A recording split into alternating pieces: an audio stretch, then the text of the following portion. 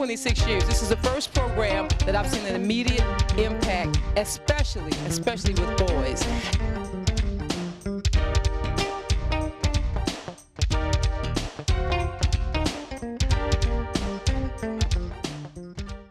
Welcome to another edition of the monthly Silverback Society show. I'm your moderator, Norman Robinson.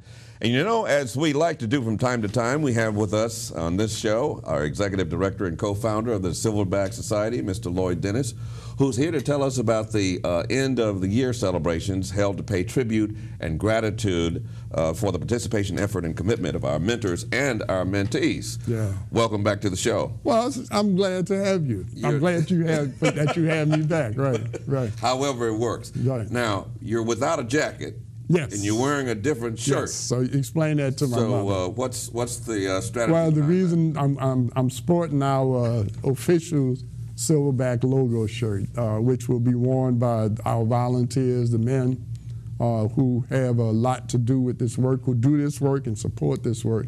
And so if you see a brother who's got on a Silverback shirt, just grab him, give him a big hug, because he deserves it, because he's doing some amazing things in the community. I heard some of the mentors talk about what went on in the classroom this year. Mm-hmm. And they talked about what it was like getting the young men mm-hmm. to buy into the program, mm-hmm. and how long it took, how mm-hmm. many weeks it took, and by mm-hmm. the third or fourth week they were finally warming up to them. So it takes a while. The men are well prepared. We tell them that it's a thing about time. So we begin teaching them things from the beginning, and sometimes you would think that they weren't learning them. But probably about 6 weeks in, mm-hmm. the things that you taught them in the first lesson, you begin to start to play out in their behavior. And psychologists have explained that to us, that it takes time. In other words, they don't trust what we've taught them until they trust us. And so the men are well prepared for that. We're going to have a preparation retreat in the fall where the guys spend most of a Saturday. And we have those hard conversations about what are the realistic expectations of the kids. But the other thing they always say is, mm-hmm. at the end, that's our boys. That's our boys. That's our boys at the end. They come around, they do buy in because we keep coming. And in keep coming, we prove to them that we're here for you. We're here for you, and they come around. So what is special about this year-end tribute? The end of year celebration. So what we do with the kids is immediately in the beginning, we bring them together as a group at their school. Mm-hmm. And we get them feeling safe and calm with one another. In other words, being able to trust one another at the school. Because sometimes we bring kids from 3 or 4 different 8th grade classes together. And it takes a while for that to work out. But then now they're cool, they're safe. You get respect, you bring respect, you're gonna get respect. Mm-hmm. We don't have issues and problems in here. Now we take it, the end of year celebrations take it to a whole new level. Because at the end of year celebrations, we have 3 of them because we have so many schools, but we're bringing kids from 5, 6, 7 different schools together under one roof to break bread, watch this really great movie, that Tuskegee Airmen, and get a sense of the fact that we are not one another's problem. We can have food, we can eat together, we can sit together, we can laugh and we can share, and we don't have a problem with each other. And this is the first time they're meeting each other. This is the first time that we're bringing kids from different schools together. It's a beautiful thing, man. The first year we did it, the principals involved said, "Are y'all crazy?" They thought we were out of our mind, but we knew that we had taught these boys, if you bring respect, you're going to get respect. And what they learn is that that's universal to all the Silverbacks. So any 2 Silverbacks ever come together, that's the dynamic. And we're finding out the same thing as we see the kids in high school. So you don't have this hostility thing. No, it's really amazing. This ward against ward competition. It's really amazing. It's a big kumbaya moment for Silverbacks from West Bank, East Bank, this school, that school. Then they come together and it's nice. It's just a great thing. So you don't have to stand at a podium and give this big speech about y'all be nice. No fighting. No, we've never had to do anything like that. We've been doing this for 7, 8 years now. We never had to do that. The kids come together, they're at peace. This year, Greg Rattler Jr. was our speaker, and he brought it. But no, we never have to chastise the kids. It's like they know what we expect because they've been dealing with us each group at their own school, so they know what's expected of a Silverback. And they come together. There's a little tension in the beginning. But that's more about being nervous. Nervous because they know they're cool. Yeah. They're just wondering if everybody else is going to be cool. And then once that's established, it's like, oh, all right, we Silverbacks. Mm-hmm. We all right. We all good. So it's a beautiful thing. And it's proof to them that other black males or other young men in the community are not your natural enemy. You know, these are good guys, they're doing good things. They're not your problem. You know, you're not their problem automatically. And we really find that when these guys move off into the next level at high school, it's really a beautiful thing. I always like to for people, I don't know if you saw the news thing where the kids from Carr, who had just won their championship football game, came back out on the field and cheered the kids from Landry Walker, who were coming out on the field to play. Well, there were a lot of Silverbacks involved in both those teams. Really? A lot of Silverbacks. So this is carrying over from the middle school on into the high school culture. So what's really interesting is so there's and I'm going to get late. I'm not going to try it. There's a young lady that's doing her doctoral thesis on us now. And she's saying, well, when do the results, we want to get the results in the elementary.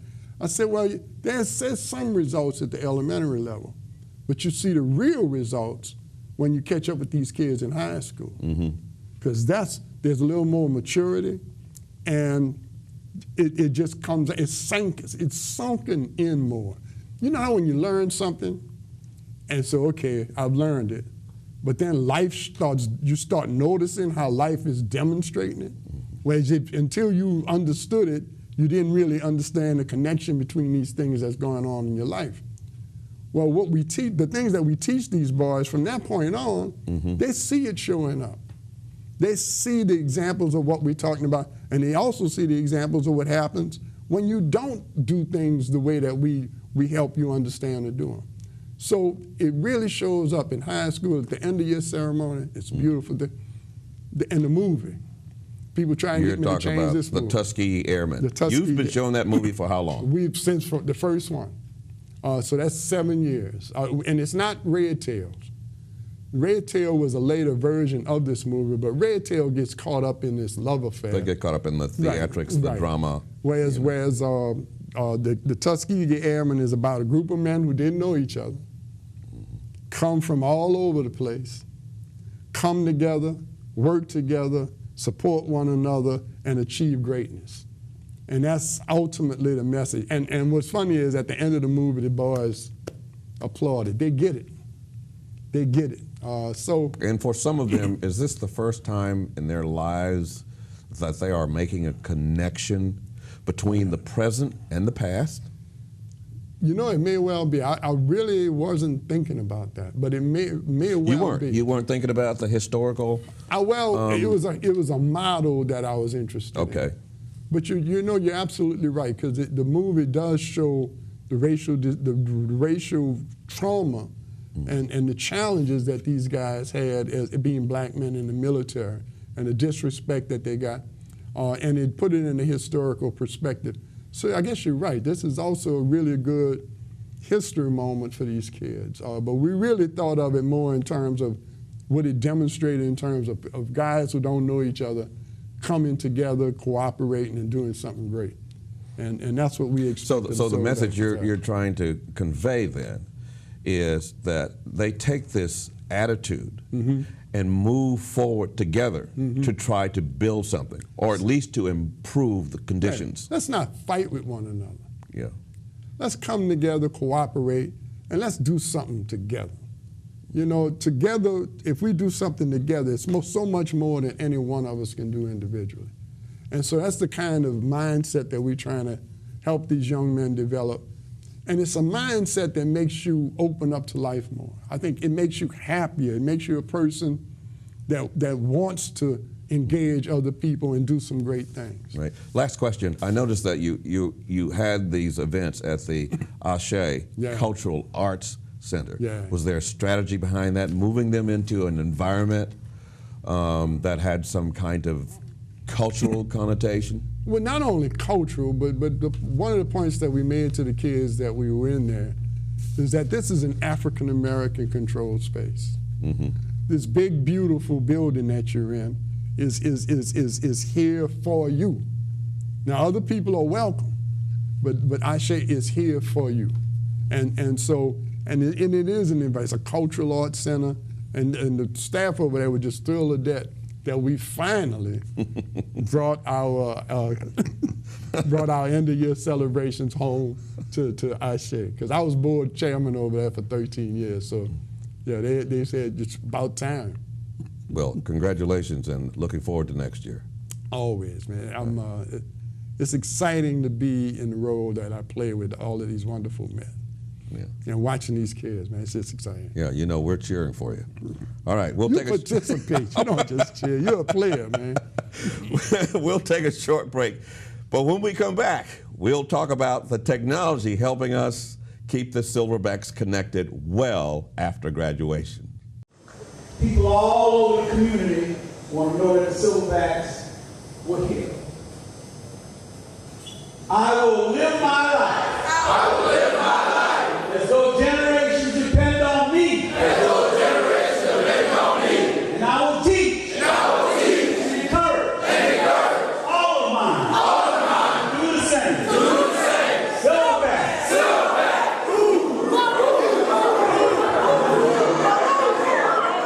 So the Silverback Society It's going to change the entire dynamic of young people, but also It's just going to change the entire dynamics of the environment that we live in and the world.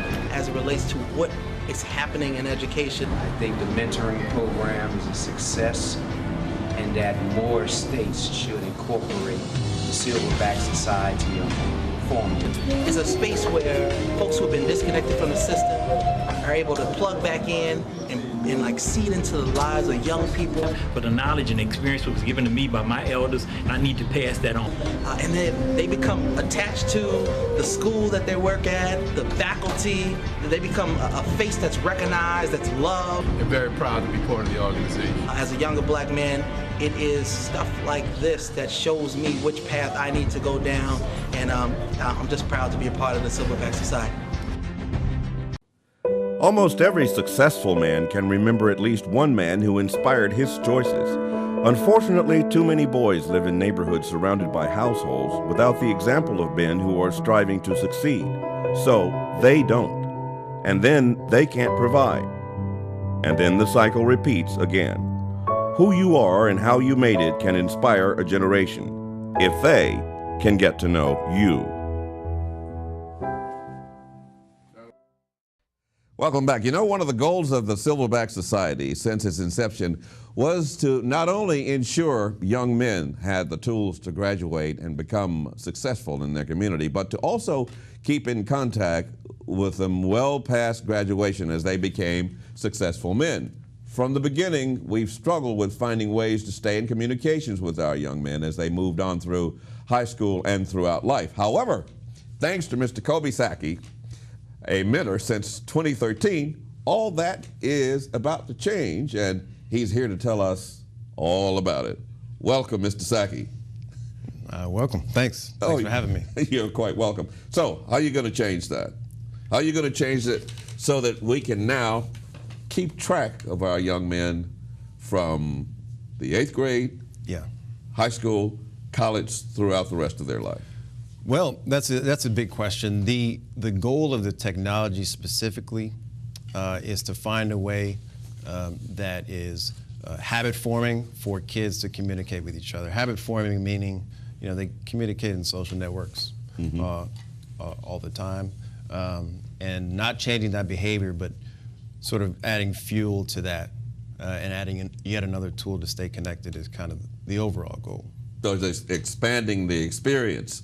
and making it more enjoyable, Absolutely. I suppose. Yeah, absolutely. Because you've got to keep kids, how should you say, engrossed in what they're doing. It's got to be interesting for them. Yeah, absolutely. I mean, I think the model can be kind of compared to a gift economy. There's a gift economy whereby, as opposed to exchanging goods, there's no transactions, such as in a market economy. The gift economy, the focus is basically giving something without expecting something in return. So in the case of the technology, in the case of being connected, we have an idea where we can allow people to give support, and that's a form of gift giving. So how would that work for me? I'm a Silverback, and I'm now out in the workforce, and I want to keep in touch with what the group or the organization is doing. How do I accomplish that? Yeah, so you can sign on using your Instagram or Twitter account if you're a mentor or if you're a Silverback, and it pulls in your information, and there is a kind of a public forum that allows every Silverback to post some of their best accomplishments. So something that they're proud of. And they post it, and they also support other people that have posted it. It's also a tool for letting mentors stay connected with those Silverbacks. So it's not available yet, but eventually it'll be available in the App Store and Google Play. Now, is this a company that you formed? To do this, no. I mean, I'm working with Lloyd to sort of create this. So what is the name that we've settled on? I mean, we kind of have to ask Lloyd on the name. That's a work in progress? Yeah, Okay. yeah, for sure. I guess the Silverback app.